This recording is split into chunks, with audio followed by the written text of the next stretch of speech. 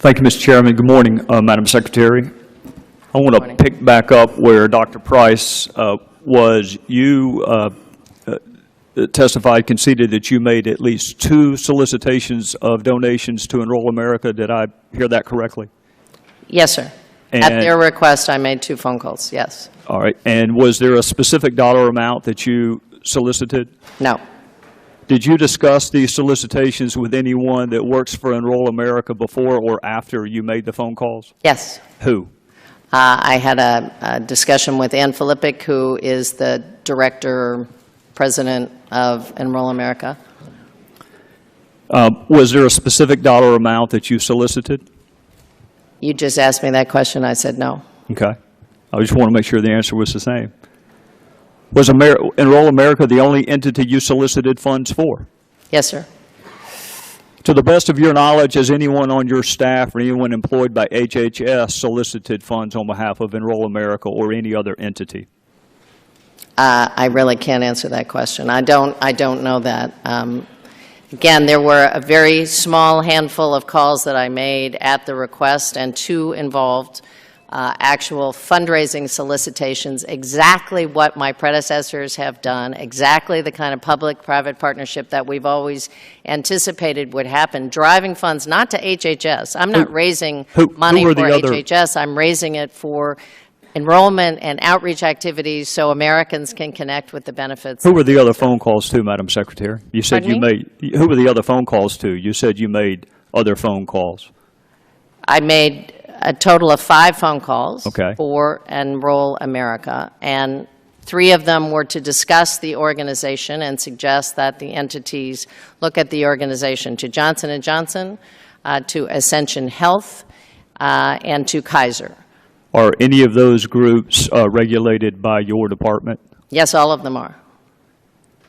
So if healthcare officials say they felt pressured to make donations to Enroll America, your response would be what? That they're just too easily pressured, or that they misunderstood the conversation? Well, I can't answer what they felt. I can tell you that I felt that the conversations that I had, as I've said in the past, I made fundraising solicitations to 2 groups who are not regulated. I did not discuss funding with the other 3 entities. I did discuss Enroll America. And I would tell you that the statutory authority, Section 1704 in the Public Health Service Act, would not make that distinction. I could legally solicit funds from anybody regulated by our office. I chose not to do that. But promoting a public-private partnership, you bet. What specific code section are you relying on? Section 1704 of the Public Health Service Act, which has been in place since 1976.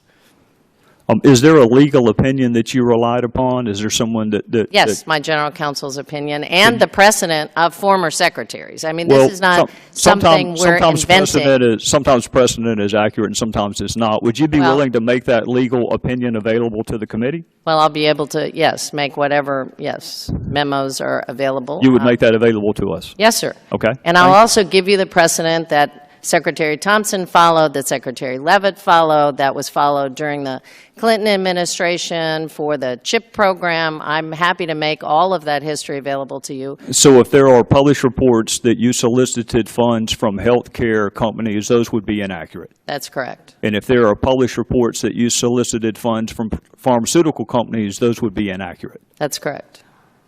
You solicited no funds from any entity that is regulated by HHS? That is correct. All right. Whose idea was it to solicit the funds? I would say it was a joint idea. Joint among whom? Well, in the discussions that I had with colleagues and entities interested in actually fully implementing the Health Care Act, it was always recognized from the day the President signed the bill that there would never be enough government funding and that there would not be enough opportunity if this is only a government-run program. So we began 3 years ago to reach out for partners, business partners, healthcare providers, hospitals, health insurers, advocacy groups, disease groups. Can I get a name? I'm looking for a name. And you said we. Who's we? Did you ever discuss it with anyone at the White House?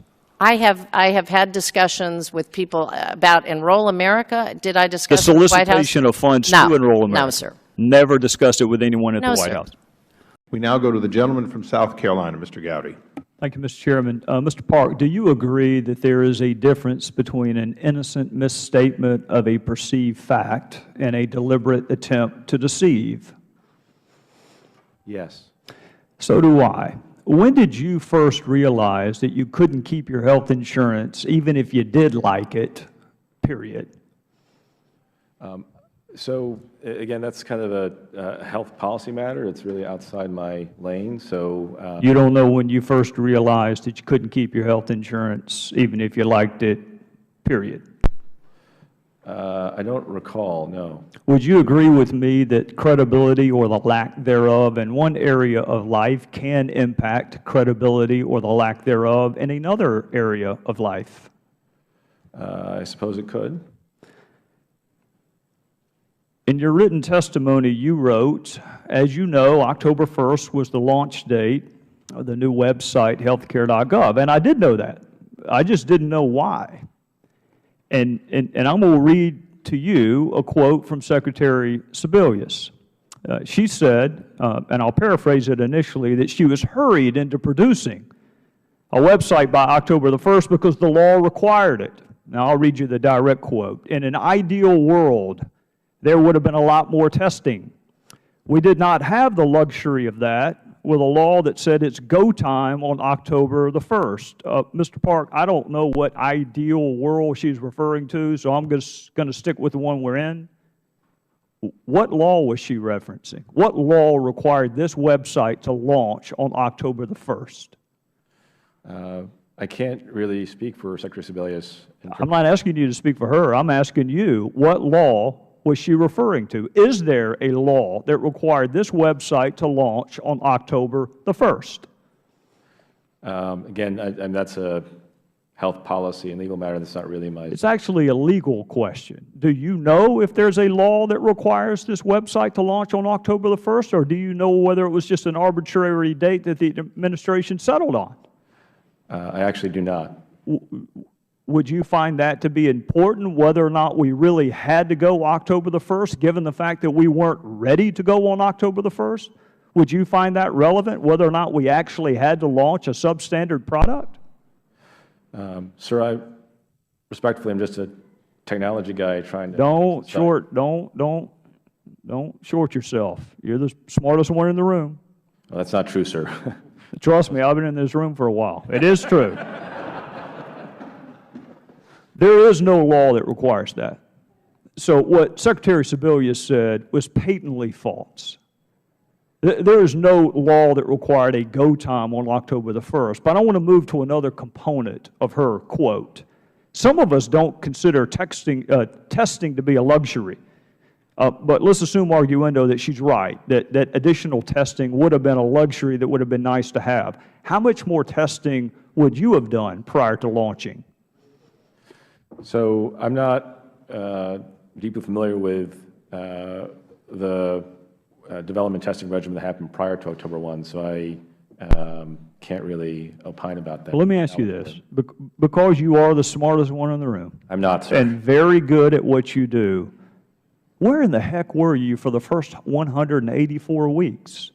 If you're being asked to fix this after October the 1st, in a couple of weeks, where were you for the first 184 after the so-called Affordable Care Act passed? Where did they have you hidden?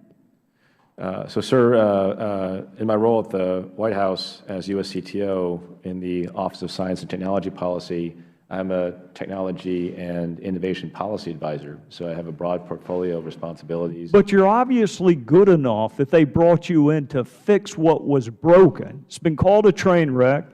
That's not fair to train wrecks. It's been called other things. They brought you in to fix it. Why didn't they bring you in to start it? Why didn't they bring you in to build it? Why are you doing a reclamation project? Why didn't you build it? I'm part of an all-hands-on-deck effort that's been mobilized across the administration to actually help under Jeff Zion's leadership. In the lead-up to October 1, that wasn't part of my role. I was. When will it be operational to your satisfaction?